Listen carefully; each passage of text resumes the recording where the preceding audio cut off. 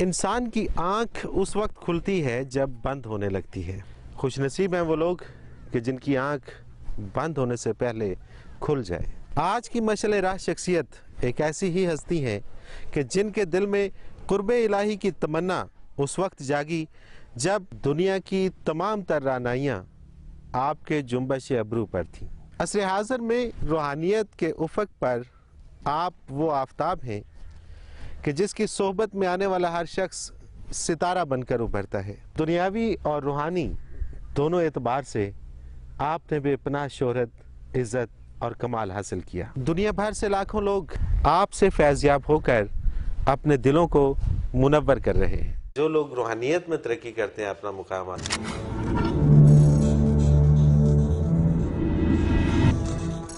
عزیز جی، اب تھوڑا سا ہم اس طرف آتے ہیں، آپ کے بچپن کی طرف، اور پھر بچپن سے لڑک پن، اور پھر ظاہر ہے کہ ایک وقت ایسا آیا کہ جب قرب الہی حاصل کرنے کی تڑپ دل میں جاگی۔ یہ سارے معاملات کیسے ہوئے؟ میں الحمدللہ جہاں پیدا ہوا، ہمارا زمینوں پہ ایک ڈیرہ ہے، گاؤں سے کافی دور، 4-5 میل گاؤں سے دور ہے، پہاڑوں میں۔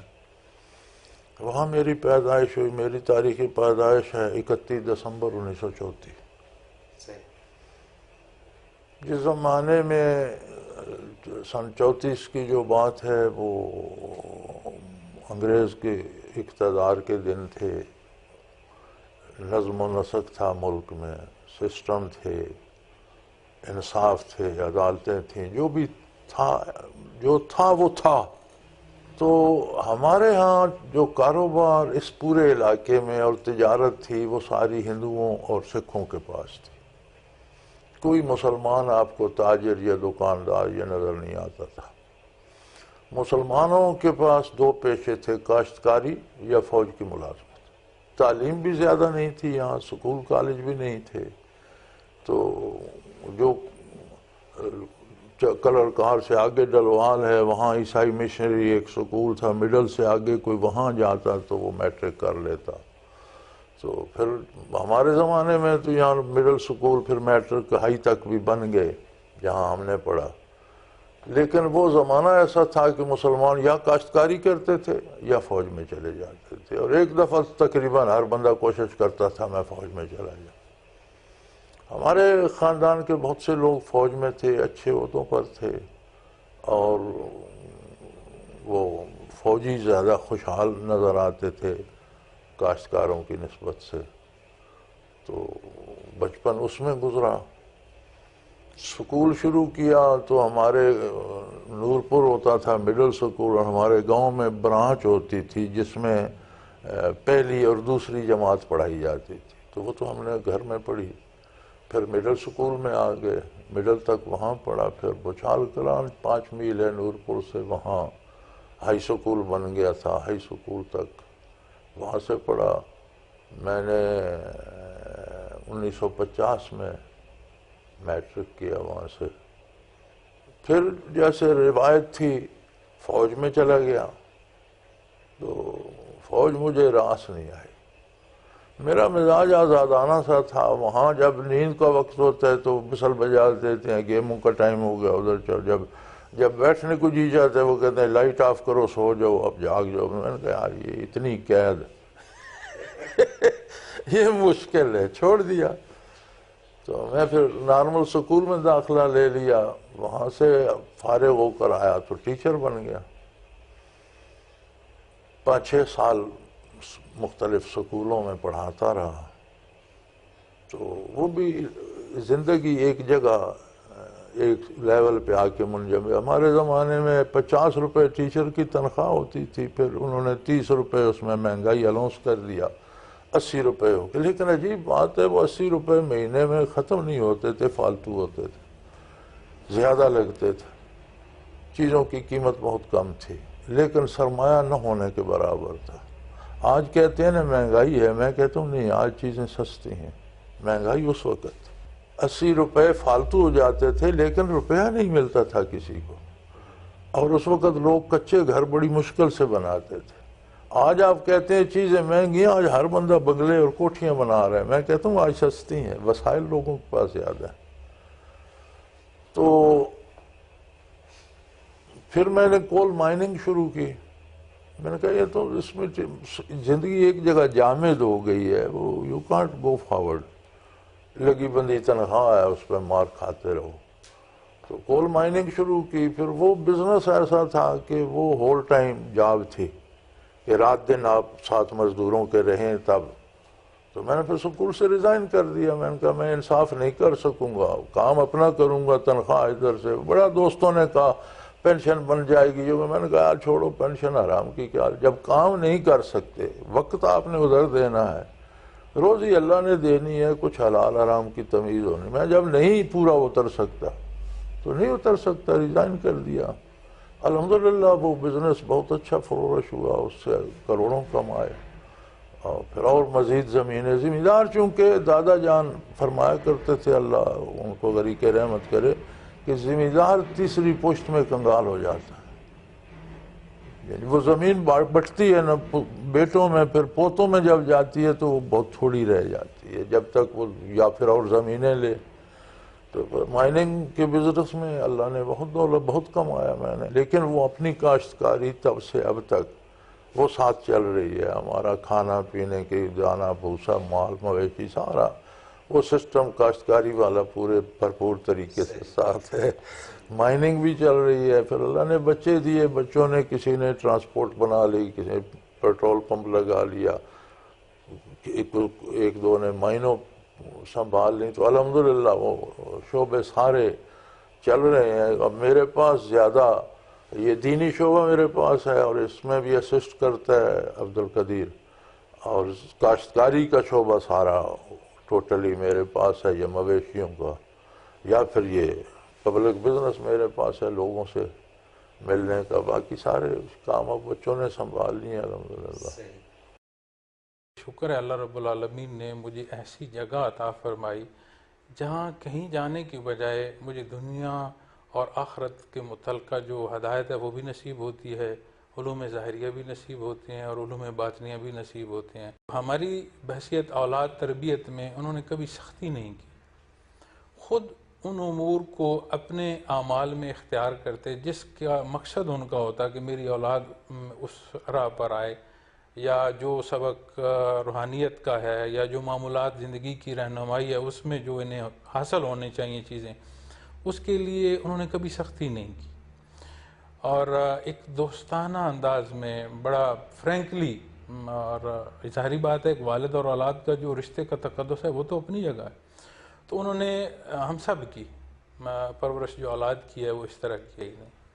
اگر کوئی دنیا کے معاملات اختیار کرنے والا بندہ ہے اور ہم اپنے گرد و پیش دیکھتے ہیں اور ان کی اولادیں فخر سمجھتی ہیں کہ اس رستے پر چلنا اور وہی چیز اختیار کرنا جس میں والد نے جو رستہ اختیار کیا، اور پھر خصوصاً والد کا اس میں نام بھی ہو، تو ایک سوچ اور ایک خیال، پھر ایک بات کی بڑی واضح سمجھ آئی کہ رشتہ والد اور اولاد کا اپنی جگہ، یہ بے شمار لوگ آتے ہیں، ہر سطح جو ہر معیار ہے زندگی کا اس سے لوگ آتے ہیں، ہر علمی سطح کے لوگ آتے ہیں، تو یہ سارے آ کے یہاں سے حضرت سے جو کچھ حاصل کر رہے ہیں، ہم اگر صرف ذاتی یا خاندانی تعلق یا نسبی تعلق تک رہیں گے تو ہمیں تو وہی کچھ ہمارے پاس تو وراثت ہے جو دنیا کی ہے۔ تو اگر ممکن ہو تو اپنے آپ کو میں اس طرف لاؤں، اور اللہ سے دعا کی، یہ کہہ دینا کہ میں نے کیا یا وہ ذات کی بات کہہ دینا وہ غلط ہوگا۔ اللہ نے توفیق بخشی کہ یہ احساس آہستہ آہستہ شدت اختیار کرتا گیا۔ پھر میں نے حضرت سے ایک دو بار عرض کی کہ میں باقاعدہ بیعت کرنا چاہتا ہوں ایک سالک کی حیثیت سے، تو انہوں نے میری بات کا جواب نہیں دیا۔ سفر مکہ مکرمہ کا ختم ہوا، مدینہ منورہ چلے گئے۔ مدینہ منورہ میں بیٹھے تھے تو میں نے پھر بات نہیں کی، خاموش ہو گیا۔ تو حضرت کا مزاج ہے کہ حضرت ایسی جگہ تشریف رکھتے تھے جہاں روضہ اطہر بھی نظر آئے اور جالی مبارک بھی نظر آئے، وہاں بیٹھ کر تلاوت کرتے تھے۔ تو ہم سارے جو ساتھی بھی ساتھ ہوتے تھے یا اولاد میں سے جو ساتھ بیٹھے رہتے تھے، حضرت جی کے ساتھ گیا، وہاں بیٹھا تھا، تو حضرت نے قرآن کریم منگایا، اٹھا کر قرآن کریم دیا، پڑھنا شروع کیا۔ جب انہوں نے تلاوت شروع کی، میں نے بھی ساتھ تلاوت شروع کر دی۔ ایک دو ساتھی اور بھی تھے، باقی لوگ اس وقت ساتھ نہیں تھے۔ اعلیٰ حضرت کے ساتھ اچھا رش ہوتا ہے، جب بھی کبھی تشریف لے جاتے تو اچھے رش ہوتا تھا ساتھ، بے شمار ساتھی بھی ساتھ، یہاں سے بھی اور دنیا کے باقی ممالک سے بھی وہاں آ جاتے تھے۔ تو میں وہاں بیٹھ گیا، تلاوت کرنا شروع کر۔ حضرت نے جب تلاوت ختم کی، حضرت نے قرآن کریم بند کیا تو انہوں نے بات کو نہیں کی، میری طرف ہاتھ بڑھایا کہ لاؤ ہاتھ تو میں بیعت کروں۔ اب روزہ اطہر بھی سامنے ہے، گنبد مبارک بھی سامنے ہے، جالی مبارک بھی سامنے ہے، وہ ایک محبت اور تڑپ بھی تھی کہ جس راہ پر حضرت جی جا رہے ہیں، اپنے سامنے لوگوں کی تربیت بھی دیکھتے ہیں، کیفیات کی وہ باتیں بھی سنتے ہیں، واقعات بھی دیکھتے ہیں، وہ ایک بڑی تھی۔ تو میں نہ کچھ بول سکا، نہ میرا کوئی تاثر تھا، نہ کوئی بات تھی۔ میں نے بڑی خاموشی سے شکر کیا اندر سے، اللہ نے میری توبہ قبول کی تو مجھے موقع نصیب ہوا کہ میں بھی کیفیات قلبی حاصل کر سکوں۔ کیا چیز آپ مین چیز کیا سامنے رکھتے ہیں کہ اس کامیابی میں مین کردار کس چیز کا ہے، کس اصول کا ہے، کسی شخص کا ہے، کیا چیز تھی؟ یہ ایک جو پیدائشی طور پر ایک قوت فیصلہ تھی کہ جو کرنا ہے وہ پوری محنت سے کرنا، اور جو نہیں کرنا وہ نہیں کرنا۔ اس نے زندگی میں ابھی تک یہ سپورٹنگ فیکٹر ہے۔ ٹھیک، یعنی کہ فیصلہ کرتے وقت اٹل فیصلہ ہے، اٹل فیصلہ یہاں یا نہ، جو کرنا ہے وہ پورے خلوص سے کرنا، جو نہیں کرنا وہ بالکل نہیں کرنا، اس کے لیے کوئی بھی مجبوری آ جائے وہ نہیں کرنا، نہیں کرنا نہیں کرنا۔ صحیح۔ اچھا، یہ جو روحانیت کی طرف آپ کا رجحان آیا، کوئی مزاج چونکہ بنیادی طور پر بھی دینی تھا، پھر کچھ ساتھ دنیاوی تجربات بھی ہوئے، تو میں سمجھا کہ it is just the wastage of time, اور نہ صرف ٹائم بلکہ آپ کی ساری ایفرٹس بھی ضائع جاتی ہیں، ساری محنت بھی ضائع جاتی ہے، اور حاصل اس کا کچھ بھی نہیں۔ ایک ہے کہ ہر بندہ یہ سمجھتا ہے، لوگ مجھے بڑا بہادر سمجھتے ہیں، لوگ سمجھے نہ سمجھیں اس کے پاس کوئی اتھینٹسٹی نہیں، اس نے اپنے ذہن میں بنا رکھا، لوگ شاید برا سمجھتے ہوں گے، اس کی کوئی وہ ویلیو نہیں بنتی۔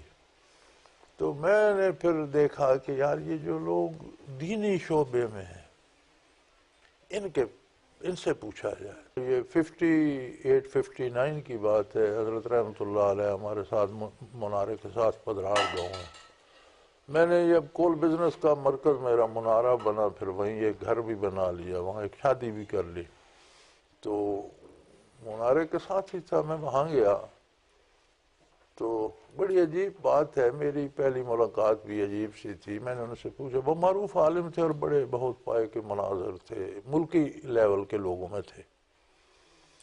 تو میں نے پوچھا مولانا کہاں ہیں؟ تو انہوں نے کہا جی آرام کر رہے ہیں۔ کہاں کر رہے ہیں بھائی؟ شاید جاگ رہے ہوں، آپ دیکھ لیں۔ میں اکیلا کہ ایک لوہاروں کا گھر تھا، اور اس میں انہوں نے اوپر ایک چھوٹی سی کوٹھڑی بنائی ہوئی تھی، کچا گھر تھا، کچی سی کوٹھڑی تھی چھوٹی سی، وہ انہوں نے بنائی ہوئی تھی، فالتو اوزار اور ٹوٹے پھوٹے لکڑی کے حل اور ذمہ داری کے آلات وہ اس میں انہوں نے ڈمپ کیے ہوئے تھے۔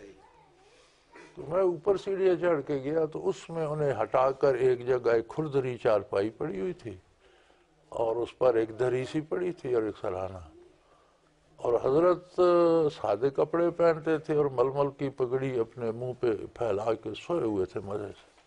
میں کافی دیر دیکھتا رہا، میں نے یار ملکی سطح کا عالم ہو، اس کا لباس بھی سادہ ہو، اور اسے یہ بھی کوئی فرق نہ پڑے کہ جگہ کون سی ہے، ایک کھردری چارپائی مل گئی اس نے، تو یہاں کچھ حقیقت ہوگی، کیونکہ یہ جن پیروں مولویوں کے پاس میں گیا ہوں وہ تو ان کے شاگردوں سے بھی کم تر ہیں۔ اگر آدمی اتنے بڑے پائے کا عالم بھی ہو اور اتنی اس کی ملکی لیول کی شہرت بھی ہو، تو اس قدر بے تکلفی، جس کا مطلب ہے یہاں کچھ حقیقت ہے۔ اور پھر وہیں سے ان کے ساتھ ہم وابستہ ہو گئے، الحمدللہ آگے ساری برکات پھر وہیں سے نصیب ہوئی۔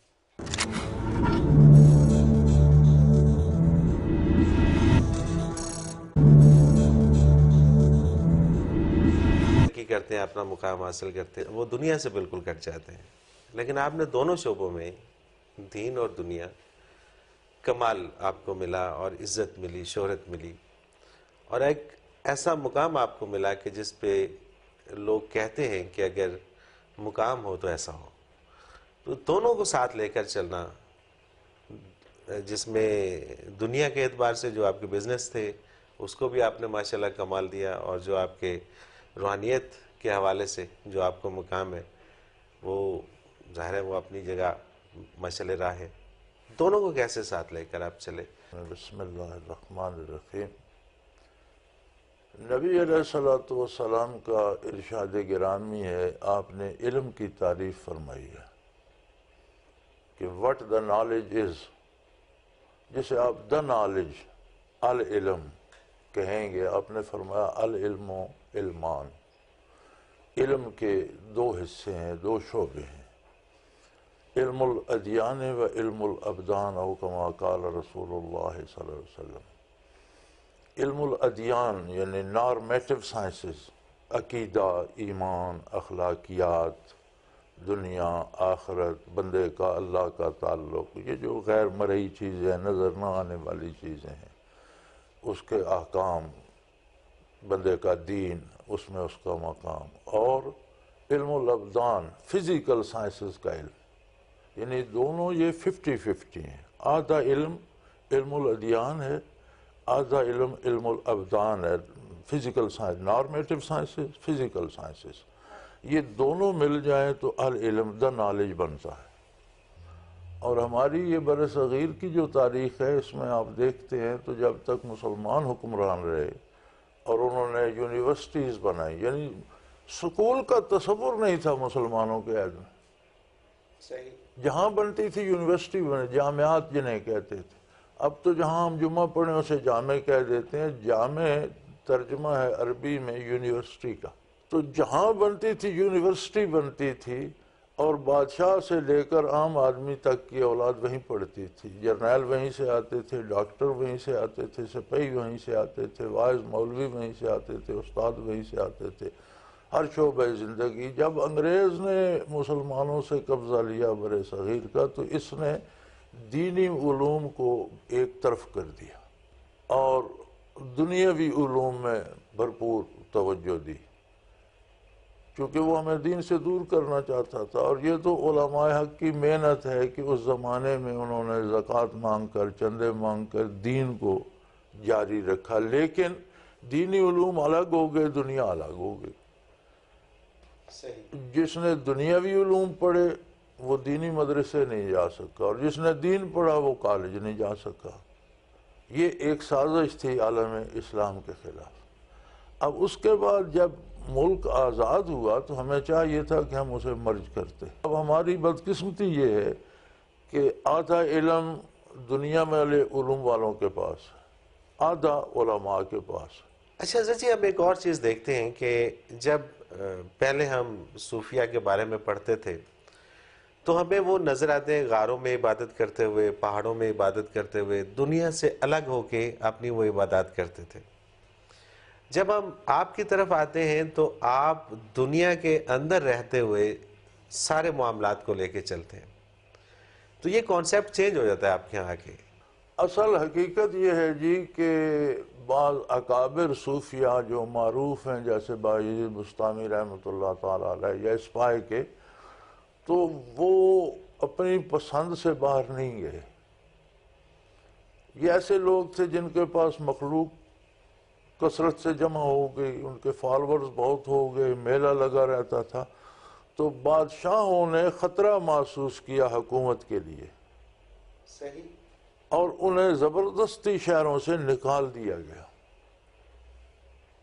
اور لوگوں پر بھی پابندی لگا دی گئی کہ جہاں وہ جنگل میں ہے وہاں تم نہیں جا سکتے، کوئی بندہ انہیں اپروچ نہیں کر سکتا.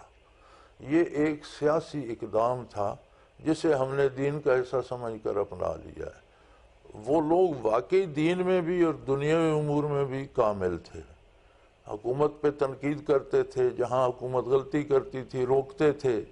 تو بادشاہوں کو خطرہ ہوا کہ ان کے پاس تو فالوئنگ جو ہے وہ ہم سے زیادہ، ہماری فوج سے زیادہ ہے، تو اگر یہ ٹکرا گئے تو ہم کہاں جائیں گے.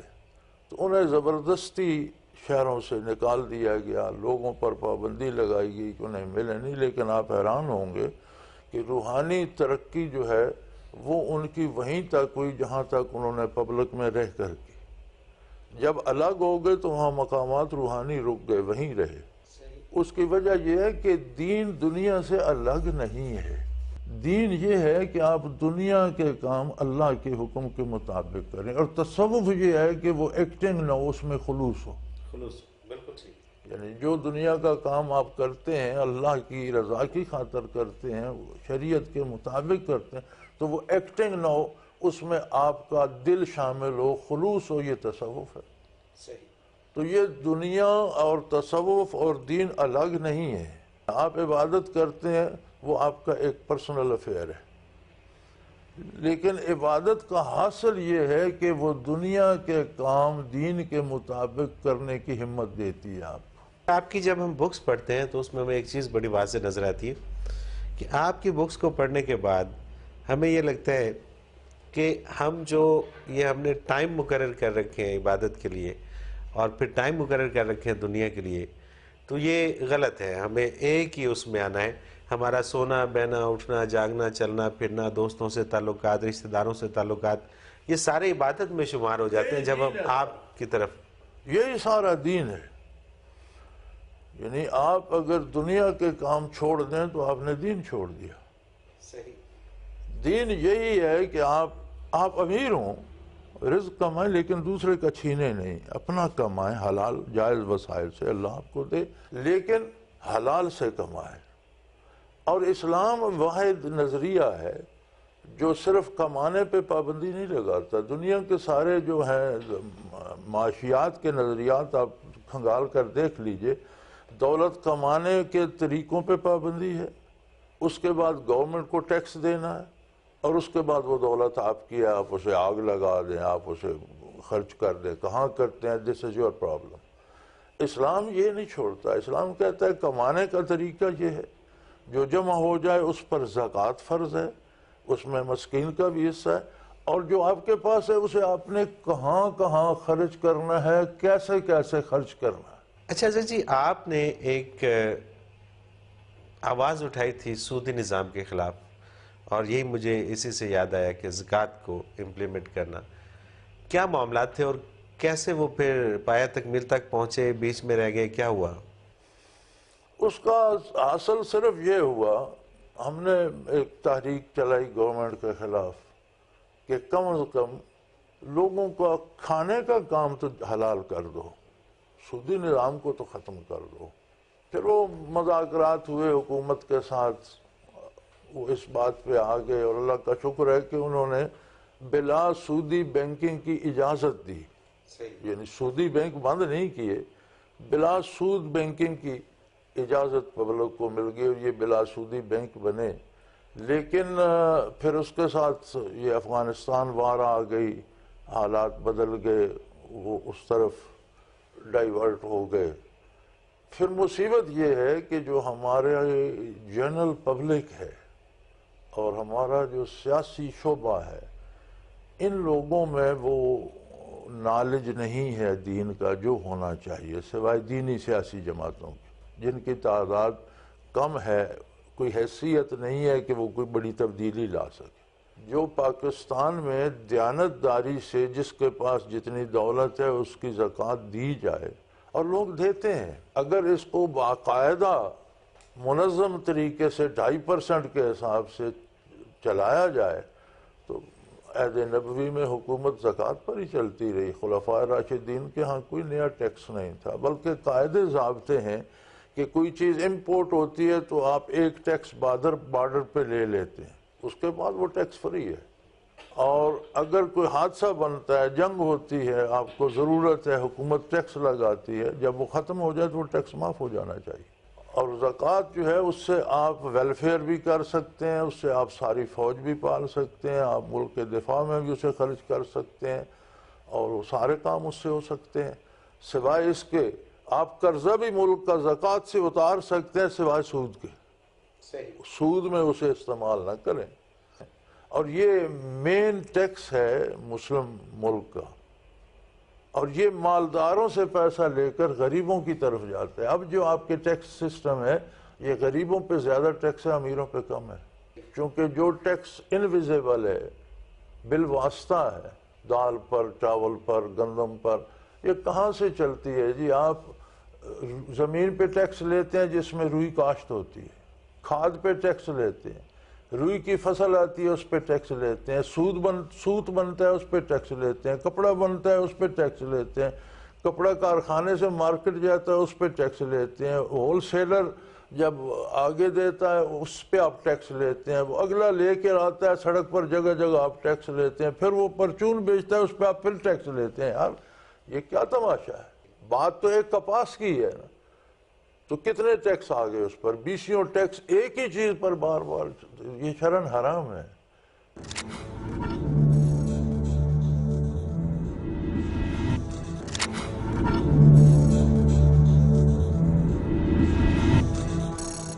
وہ لوگ جو ہمیں ہماری اوقات یاد دلاتے ہیں، آپ اپنے سفر نامے میں ان کو بے وقت کر دیتے ہیں۔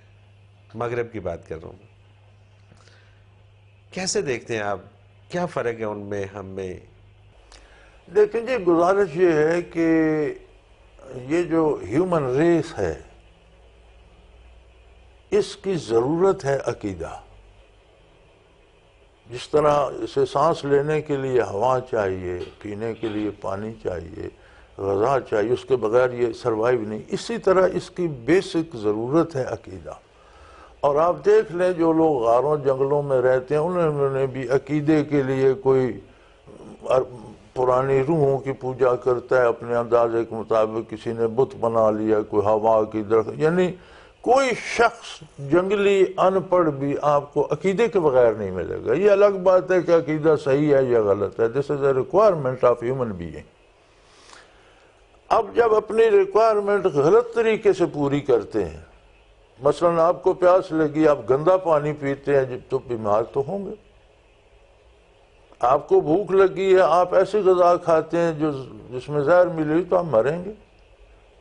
آپ نے تو ضرورت پوری کی لیکن وہ آپ کی موت کا سبب بن گئی۔ جب غلط عقیدہ آتا ہے تو انسانیت مر جاتی ہے، ان کی زندگی محض حیوانوں کی طرح ہو جاتی ہے کہ کھایا پیا، بچے پیدا کیے، مر گئے، کماتے رہے، کھاتے رہے، بچے پیدا کیے، پالے بڑھائے، مر گئے۔ تو میں نے جہاں بھی غیر اسلامی ریاستوں کو دیکھا ہے ان میں جتنا کمال بھی ہو ان میں انسانیت نہیں ہے، انسانی زندگی نہیں ہے، انسانی آرام ذہنی اور قلبی جو سکون ہے وہ نہیں ہے۔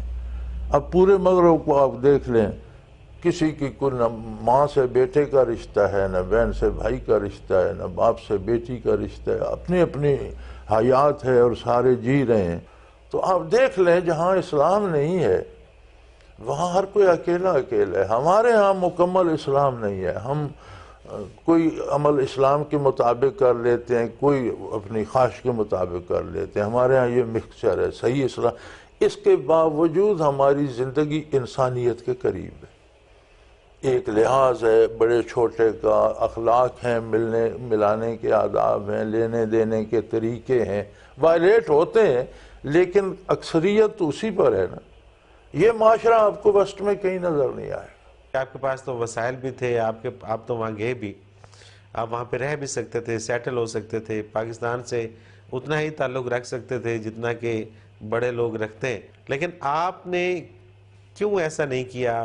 وہاں پہ رہنے کو کیوں ترجیح نہیں دی؟ میں برطانیہ میں تھا تو ایک مال پر ہم گئے، مال میں پھرتے رہے، ایک ملٹی سٹوری تھا، تو ایک جگہ ایک ریسٹ ایریے میں تھوڑی دیر میں ان کا بیٹھیں، بتیرا چل پھر لیا، تو ایک بنگالی بزرگ تھے، وہ میرے پاس بیٹھ کے تو مجھے کہنے لگے کہ آپ کا قیام کتنا ہے؟ میں نے کہا جی میں تو 3 ہفتے کے لیے کہ 4 ہفتے کے لیے آیا تھا، تو کل پرسوں ختم ہو رہا ہے، چلے جاؤں گا۔ مجھے کہتا ہے یار آپ کے پاس ویزا تو ابھی ہے اور اس میں میعاد بھی ہے، تو آپ 5-6 مہینے تو یہاں رہیں۔ میں نے کہا میں رہ کر کیا کروں گا؟ میں تو سال میں 1.5 چھٹی کرتا ہوں اپنے ذاتی بزنس سے، کام سے، اور اس کے لیے آؤٹنگ کرتا ہوں، سیر کے لیے آ جاتا ہوں۔ میرے اور دوسروں میں فرق یہ ہے کہ لوگ آ کر ہوٹلوں پہ رہتے ہیں، عیش وغیرہ کرتے ہیں، سیر سپاٹے، میں آ کر دوستوں کے پاس ٹھہرتا ہوں اور دین کا کام کرتا ہوں، بیان کرتا ہوں، انہیں دین کی ترغیب دیتا ہوں، دین سکھاتا ہوں، تو واپس چلا جاتا ہوں۔ تو کہنے لگا لوگ تو یہاں سے جانے کا نام نہیں لیتے، ناجائز طریقوں سے بھی رہتے ہیں۔ میں نے کہا جی دیکھیں بابا جی، لوگوں کو جو سہولتیں یہاں نظر آتی ہیں میرے پاس وہ پاکستان میں موجود ہے، تو میں یہاں آ کر کیا کروں گا؟ مور اوور یہ ہے کہ وہاں ماحول میرے مزاج کے مطابق ہے، یہاں ماحول میرے 100% اپوزٹ ہے، تو میں یہاں رہ کر کیا کروں؟ اچھا حضرت جی، اکثر ہم یہ دیکھتے ہیں کہ لوگ یہ رونا روتے ہیں کہ جی پاکستان رہنے کی جگہ نہیں ہے، یہاں پر کرپشن، لوٹ مار، مطلب طرح طرح کی باتیں، اور یہاں سے باہر چلے جانا چاہیے۔ آپ کی زندگی کو ہم دیکھتے ہیں تو آپ نے اپنی محنت سے یہ سارا کچھ بنایا، آج جو بھی سہولتیں آپ کے پاس ہیں یہ آپ کی اپنی محنت اس کے اندر شامل ہے، تو کیا ایڈوائز کریں گے آپ؟ اللہ کریم کی عطا ہے جی، اور توفیق دیتا ہے تو محنت کرتے ہیں۔ بات یہ ہے کہ دنیا میں پاکستان جیسا کوئی ملک نہیں ہے۔ میں نے جاپان بھی دیکھا، چین بھی دیکھا، ویسٹ بھی سارا پھرا، افریقہ بھی گیا، جگہ جگہ میں نے، آپ نے میرے سفر نامے میں دیکھا ہوگا، میں نے لکھا ہے کہ یار لینڈ سکیپ کی بات کر لو، ہم جہاں پہنچتے ہیں سیم لینڈ سکیپ ہے، سارا ملک پھر لو، ایک جیسے پہاڑ، ایک جیسے گھر مکانات، ایک جیسی گلیاں سڑکیں اور ایک جیسے لوگ۔ پوری دنیا کے کسی ملک، کسی شہر، کسی جنگل، کسی پہاڑ میں پاکستان آپ آتے ہیں، یہاں میرے پاس آپ آتے ہیں، یہاں آپ کو ایک پہاڑ میں 6 رنگ نظر آتے ہیں۔ پہاڑ ایک ہی ہے، اوپر ایک لیئر جا رہا ہے اس کا رنگ الگ ہے، نیچے ایک جا رہا ہے اس کا۔ اچھا پھر ہر لیئر کی جو پیداوار ہے، جھاڑی ہے یا بوٹیاں ہیں یا جڑی بوٹیاں ہیں یا درخت ہیں، وہ الگ الگ ہیں۔ ہر لیئر کی فضا الگ ہے، اس کے درخت، اس کی جڑی بوٹیاں الگ ہیں، اس کے جانور اور پرندے الگ ہیں یار۔ سبحان اللہ، سبحان اللہ۔ تو آپ پوری دنیا میں پھرتے رہیں، آپ کو یہ نہیں ملے گا، یہ کنٹراسٹ نہیں ملتا۔ پھر آپ پوری دنیا میں جائیں گے، کہیں صحرا ہوں گے تو صحرا ہی ہوں گے، جہاں جنگل ہیں جنگل ہیں، جہاں پہاڑ ہیں پہاڑ ہیں۔ یہاں آپ آتے ہیں، آپ کو سی لیول پہ بھی آپ کو گراؤنڈ ملتی ہے، صحرا بھی ملتے ہیں، آپ کو درمیانے درجے کی جو ہے سطح مرتفع بھی ملتی ہے، آپ کو ہمالیہ جیسے پہاڑ بھی ملتے ہیں۔ یعنی ایک وقت آپ کے پاس ڈیزرٹ بھی تپ رہا ہے اور برف بھی جمی ہوئی، یہ دنیا میں کہیں نہیں ہے۔ کیا بات ہے۔ اور پھر جہاں یہ ویدر اور کلر کنٹراسٹ ہوتا ہے، وہاں ہر طرح کی کھیتیاں، فصلیں، انڈر گراؤنڈ منرلز، تو ایوری تھنگ از ان پاکستان۔ باقی کسی ملک میں ایک چیز ہوگی، دوسرے میں دوسری ہوگی، تیسرے میں تیسری ہوگی، یہاں ہر چیز بھیا کوئی ہے۔ بلکہ میں کہا کرتا ہوں کہ اگر کوئی پاکستان کے گرد دیوار بنا دے جسے کوئی نہ آ سکے نہ جا سکے، تو دنیا کا واحد ملک ہے جو سروائیو کر سکتا۔ سبحان اللہ۔ ورنہ ہر ملک کی 80% ضروریات امپورٹ ہوتی ہیں۔ یہاں کچھ بھی امپورٹ نہیں۔ یہاں کیا امپورٹ ہوتا ہے یار؟ یہ میک اپ کا سامان آپ کی مین امپورٹ ہے کیا؟ یہ کریمے اور پاؤڈر اور یہ۔ اور اگر آپ گندم امپورٹ کرتے ہیں یا آپ چینی امپورٹ کرتے ہیں تو یہ آپ کی نالائکی ہے، آپ کو تو ایکسپورٹ کرنی چاہیے، یہ نہیں؟ صحیح، بالکل صحیح۔ اسی طرح آپ کا اپنا اتنا تیل ہے آپ کی اپنی زمین میں، آپ کی اپنی زمین میں اتنی گیسز ہیں، آپ کے اپنی زمین میں سونا ہے، چاندی ہے، منرلز ہیں، ڈائمنڈز ہیں، یار آپ کیا کرتے ہیں؟